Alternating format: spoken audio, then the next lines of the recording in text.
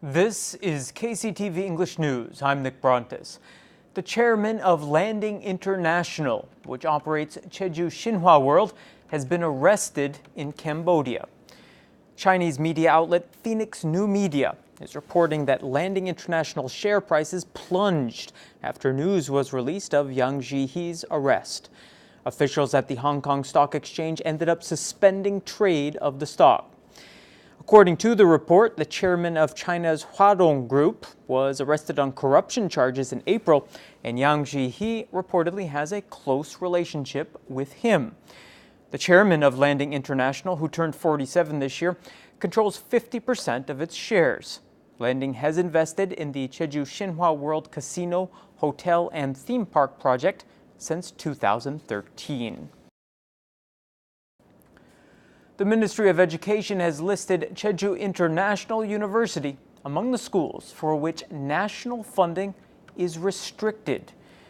Ministry officials reviewed what they call the basic capabilities of 323 universities nationwide before making the decision. Beginning next year, freshmen and transfer students to Jeju International University will no longer be eligible for state scholarships or student loans. The university will also have to restructure and reduce its student body by 35%. The ministry is accepting objections from the universities it selected as funding restricted. After a review, it will finalize the list at the end of this month. Medical specialists from Jeju are now in the Philippines to provide volunteer medical services. The group of 25 includes members of the Jeju Medical Association, the Jeju Dental Association, the Jeju Nurses Association, and a medical support team. They left Jeju August 24th on their way to Santa Maria in the province of Laguna. The group is staying until Tuesday. They're providing internal medicine, dental, and other medical services to people who lack access to proper medical care. The fourth Jeju Batdam Festival begins September 15th at the Jeju Batdam Park in Woljeongni, Gujaub.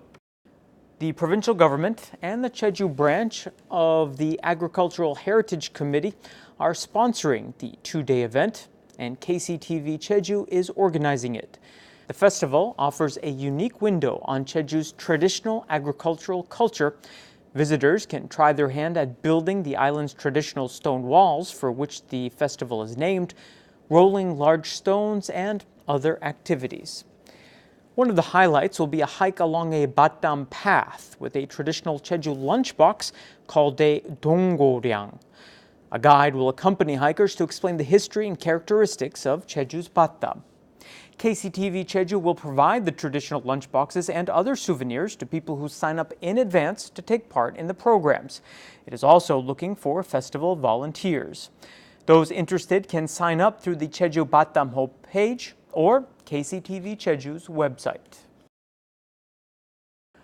One of the Indo-Pacific bottlenose dolphins that was rescued from a mainland dolphin show and released back into its home waters off Jeju 3 years ago has given birth.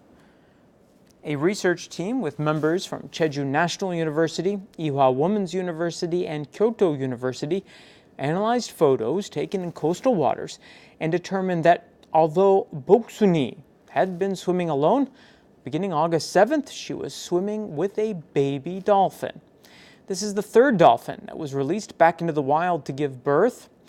The other two are Sampari and Chunsami, which were released in 2016. Each year, the average Korean uses more than twice the number of plastic bags the average European uses. National authorities have introduced rules to cut down on their use, but the results are decidedly mixed. Mike Balfour reports.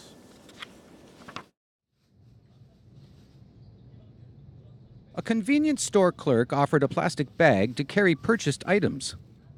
When questioned about the price of the plastic bag, he said it's free.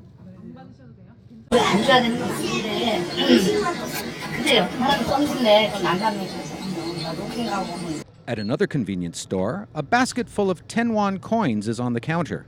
Whenever a plastic bag is provided, 20 won goes into the cash register. 20원만 끊어주세요. 이거 뭐예요? 아, 김치값이에요?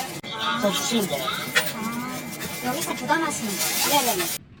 Free provision of plastic bags at convenience stores and supermarkets has been banned, but the practice has hardly caught on. For a long time, consumers have thought plastic bags are free. Therefore, shops don't dare ask for payment. At big supermarkets, plastic use is still high. The nation's 3 biggest supermarket chains signed an MOU with the Ministry of Environment in April to cut plastic use by 50% by 2020.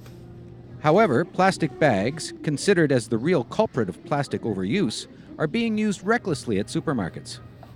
Plastic bags are allowed only for wet items, but some consumers even use plastic bags for pre-wrapped items. The penalty for giving free plastic bags can be up to 3 million won. Authorities, however, have yet to clamp down. 왜 돈 받냐? 하는 사람도 있고 왜 돈 안 받냐? 그러니까 왜 돈 안 받냐? 하는 사람들이 이제 저희한테 이제 전화가 오는 거죠. 가보면은 뭐 서로들 이제 좀 영업권 때문에. At the end of this year, plastic bags will be completely banned, unavailable even for a fee. For the successful reduction of plastic use, consumers and business need to join the nation's efforts. Mike Balfour, KCTV.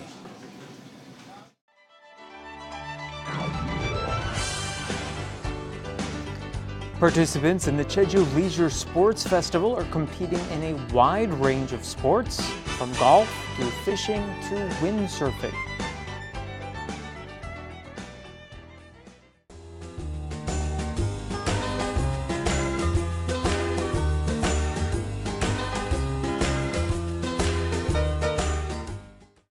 Skies will remain mostly cloudy Tuesday, and it will be noticeably hotter up here in Jeju City compared to the rest of the island.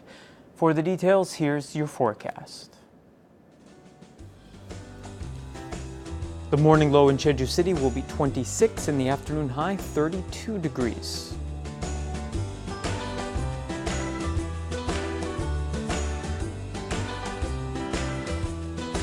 In Seogwipo, temperatures will fall between 25 and 29.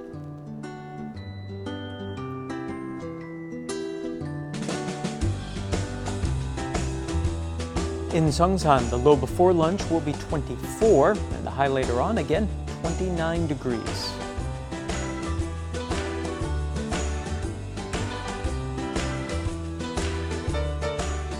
Similar temperatures are expected across the island in Gosan.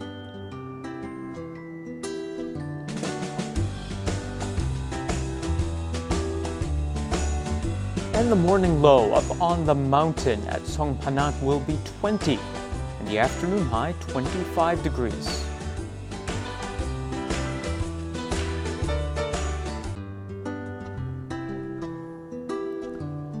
Out on the water, winds will be out of the southeast and south at 8 to 12 meters per second, and seas will be relatively calm.